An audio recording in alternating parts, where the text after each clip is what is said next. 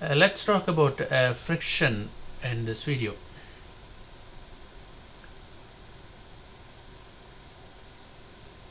Friction. What is friction? When there is two bodies in contact, or a solid body is in a contact with the solid moving body is in contact with the solid stationary body, there will be a force exerted between or at the surface of contact between the two bodies. And the force exerted at the surface of contact is simply termed as force of friction or frictional force.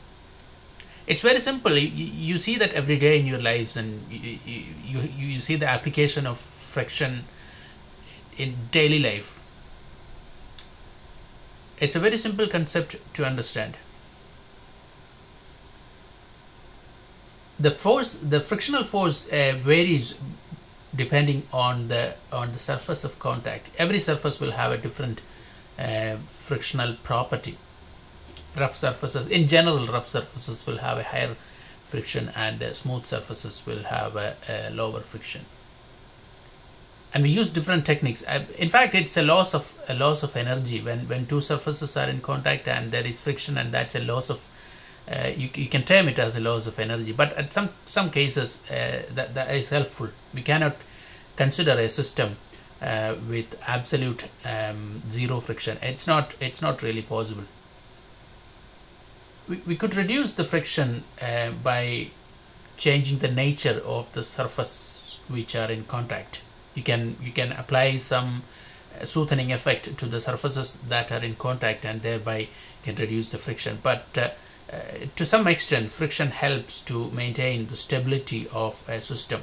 We will see that later on how friction helps. It is not something which should be completely removed from an operating system.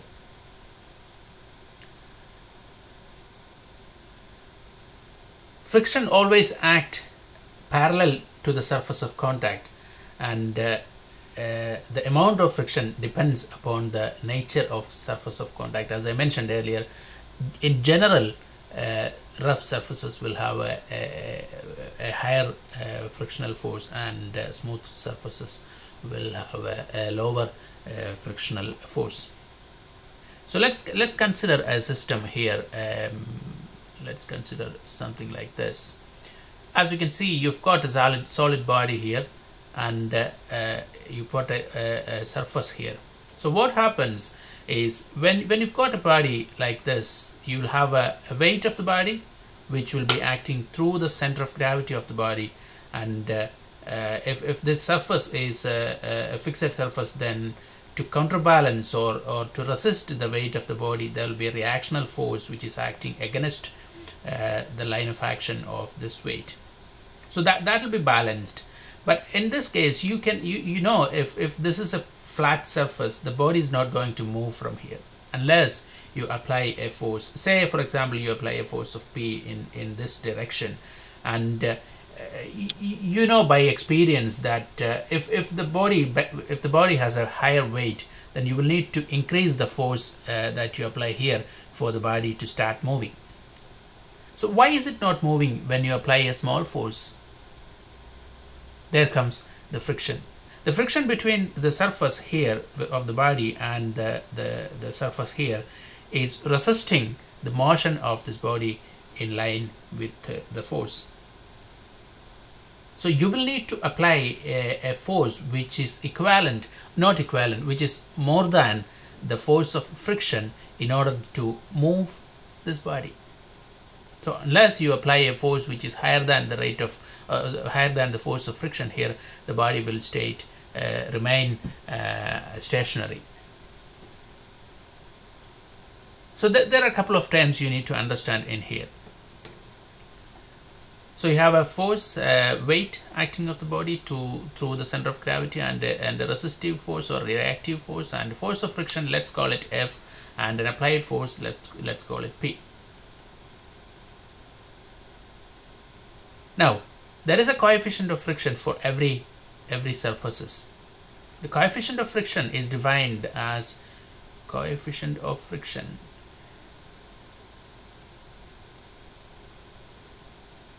is usually termed as mu, and that is limiting force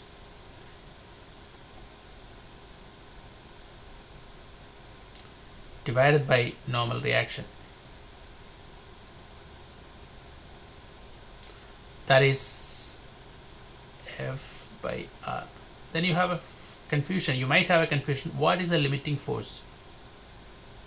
As I said before, the body only will start moving when you apply a force that is slightly more than the force of friction. And that force is called the limiting force. When the body is just about to move, and that force is called the limiting force.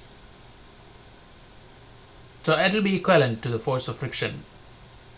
So if you apply a force which is more than the limiting force, then the body will start to move. So you have coefficient of friction mu is equal to frictional force, that's a limiting force, divided by the normal reaction R. Or in other words, you can say the frictional force equal to coefficient of friction times the normal reaction. Let's call it 1. So you have your frictional force F is equal to coefficient of friction times the normal reaction. These are, as I said before, these are very simple terms. You don't have to confuse with anything. We will get confused when you have forces, and forces are being applied at a different angle, and bodies on inclined planes and things like that. But then the only thing is you will need to resolve the forces to a parallel and a perpendicular component. That's all you need to do, and other than that, everything is very simple and clear.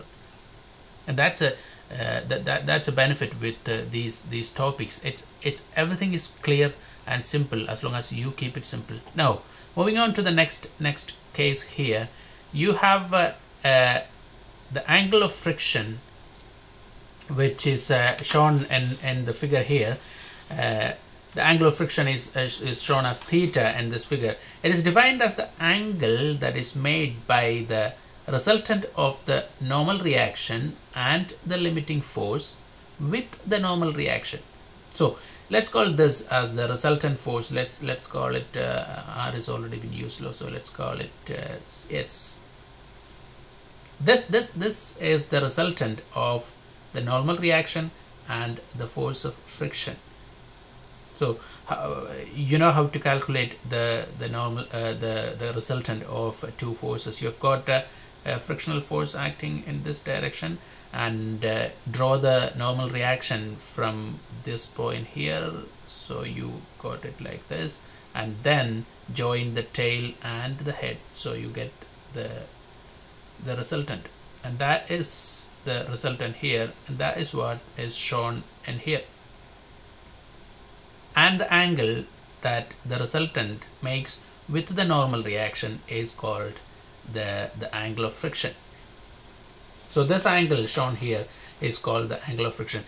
Be sure that you need to find the resultant of force of friction and the normal reaction, whatever be the angle of this plane.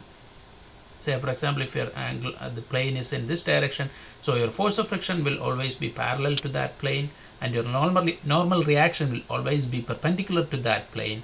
So it will be like this, and your resultant will be in this direction. So this will be your theta. And then if you want to calculate, if you want to make it to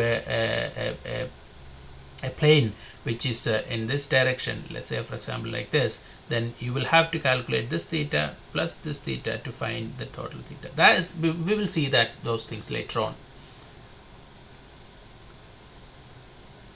Now, as I said before, I'm just showing an example here where you have a force which is acting at a different angle. So I take this is very clear to you guys. This is just the angle of friction that we mentioned here, the angle of friction theta. You can call it anything, but I'm just saying angle of theta. Now from this figure you can see let's call this is this, this is friction here, the same force, and tan of theta will be F over R, and from the previous case here, F is mu times R, so tan theta will become mu times R over R, and that's your tan theta, or tan theta you can call it mu, or coefficient of friction. Oh, sorry, yes, coefficient of friction. Yeah. So tan theta becomes the coefficient of friction here. From the figure here, tan theta is F over R, and F is mu R, and mu R over R, so you get R and R cancelled and you get mu. So tan of theta is, tan of the theta shown here is coefficient of friction.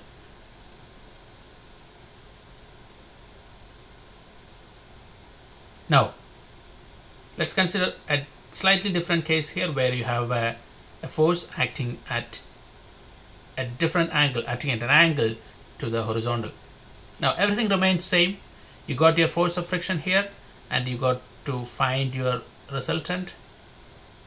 Your resultant will be something like this, and you got to find your theta here, which could be shown here. This will be your force, and this is your theta here. And what you got is let's call it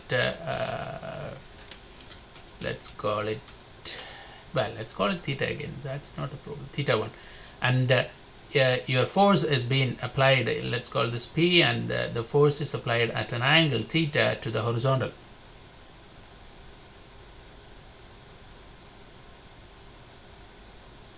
So from the previous expressions, force is F equal to mu R, and if you resolve the forces on the horizontal direction, anyway, you need to resolve this force to two components, that. So you will have two components, one along horizontal and one along the vertical. So you will have one component here like this and another like this. So directions will be as shown here, and this will be P sin theta, and this component will be P cos theta. So the balance of the system vertically and horizontally gives a horizontal balance, summation of forces in x direction equal to 0 will give you this force should balance this force, so that give you F is equal to P cos theta. Okay, and F is mu R, so mu R is equal to P cos theta.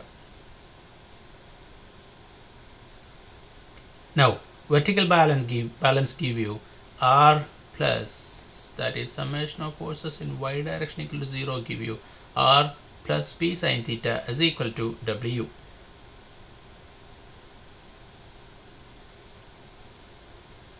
Or the reaction is equal to W minus P sin theta. So let's call it 2 and 3 here. So now a possible different case would be you have a plane inclined and a body there. So the weight will be acting vertically downward, and you may have another force in a different angle to the horizontal. So these are the possible cases where you have to resolve, and as you know, the friction will always be parallel to that force, and the normal reaction will be perpendicular to that plane, and things like that. These are the complexities that you may see in the problems later on. We will do a few examples in the next videos.